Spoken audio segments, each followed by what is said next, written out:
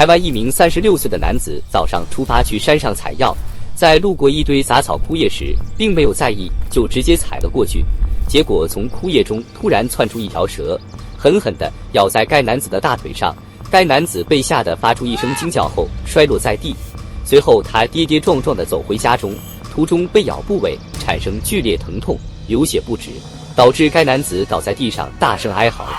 路过的行人拨打救助电话，及时将他送至当地的医院。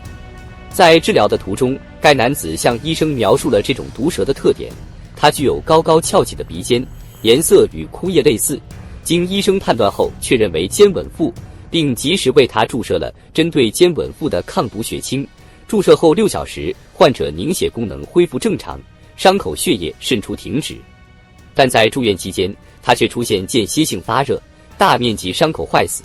随后医生建议患者截肢，但却被患者拒绝了，并坚持在第5天不顾医生的建议下出院。患者出院前未发现凝血并复发，后续无消息传来。坚吻附学名 Dynacestrode acutus， 也被称为五步蛇、百步蛇等，它是隶属于腹亚科的一种单行属危险毒蛇。危险动物的名称往往会被夸大其词，其俗名百步蛇源于当地人的一种传闻，即被咬伤后，受害者只能走100步，否则就当场会死亡。当然，在极端情况下也会有50步蛇或5步蛇等更加夸大的传闻。当然了，这样的描述太过于夸张，但也不能忽视它是一种危险的毒蛇，它的毒液具有强烈的血液毒素，并伴随有局部疼痛和剧烈的出血性，尤其是它的排毒量巨大，这就可能使被咬伤部位或组织坏死，而最终导致截肢。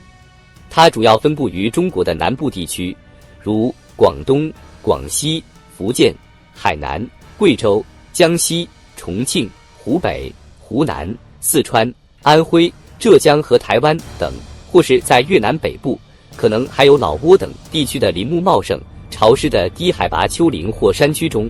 你通常可以在公路边上或者住宅附近发现这样的一种蛇类，它的体型通常在 0.8 到1米左右，当然最大的个体也能达到 1.5 米左右，可能与它喜欢隐藏在路边的枯叶堆相关。它的整体颜色大多都呈现淡灰色或浅褐色，与周围的环境融为一体，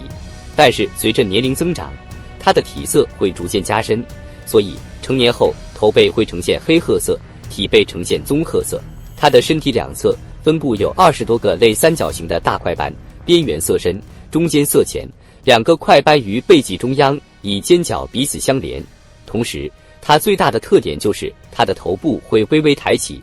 吻部也类似于葵属中的沙葵等毒蛇一般向上翘起，无论是在伏击猎物或移动的过程中，都保持着抬头的状态，就好似高傲的头颅不会低下一般，显得它更有气势。它的眼后有一条粗大的黑纹，一直蔓延到颈部。独特的外观使得它能更好地隐藏在落叶堆或枯树之中，便于伏击路过的猎物。而坚吻附作为腹亚科成员，它当然也具备热感应夹窝，这使得它能在白天或夜晚都能自由地活动。而到每年的11月份中下旬，随着气温的下降，它们就会陆续进入冬眠。它们的洞穴通常会选择在避风拐角处。待到来年的3月后，气温逐渐回升，它们也会陆续的醒来，并在洞穴附近捕猎。不过，大部分都需要等到4到5月后才会彻底离开洞穴外出捕猎。与我们前面介绍过的葵属毒蛇不同，坚吻附是蝰蛇科中少数卵生繁殖的毒蛇，它们一次甚至最多可以产下24枚卵，卵的孵化期通常约为1个月左右，并且雌蛇在产卵后会表现出一定程度的护卵行为。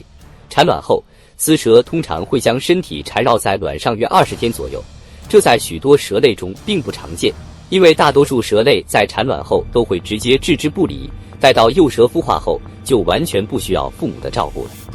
数百年来，坚吻附的毒液不仅可以用来提取抗蛇毒血清，用于治疗毒蛇咬伤，它的毒液还在中国传统医学的应用上，一直被用作治疗类风湿关节炎和骨骼疼痛的传统药物。而最近，毒液的抗凝血特性被加入止血和溶栓的药物中，这些药物被广泛用于预防中风患者的有害血液凝固。这就是本篇视频坚稳富的具体信息了。我是于越，我们下期再见吧。